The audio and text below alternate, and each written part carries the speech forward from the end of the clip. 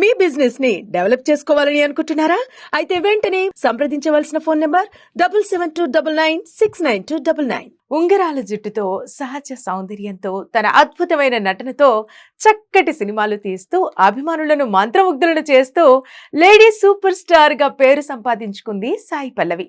ఆ సినిమాలో సాయి పల్లవి నటిస్తుందంటే చాలు హీరో ఎవరని కూడా పెద్దగా ఆలోచించట్లేదు తన అభిమానులు.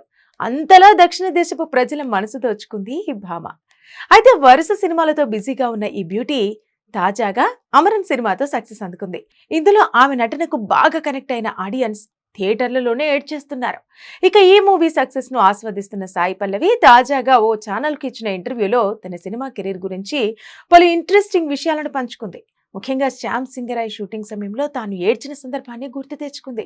శ్యామ్ సింగరాయ్ షూటింగ్ లో తానున్న సీన్స్ అన్ని రాత్రి పూటనే షూటింగ్ చేశారని, అయితే రాత్రి షూటింగ్లో తనకు అస్సలు అలవాటు లేదని, అంతేకాకుండా తనకు పగలు నిద్ర పట్టేది కాదని, ఇక రాత్రిల్లో తనకు చాలా కష్టంగా అనిపించేదని, ఇలా 30 రోజులు తన పరిస్థితి ఉండేదని చెప్పుకొచ్చింది.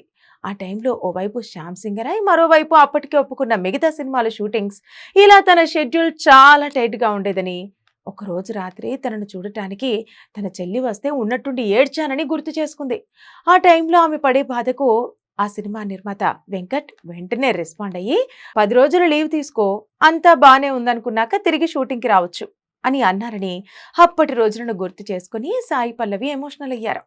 అయినా మనం సినిమా చూసి ఈజీగా సినిమా ఎలా ఉందో అని చెప్పేస్తాం.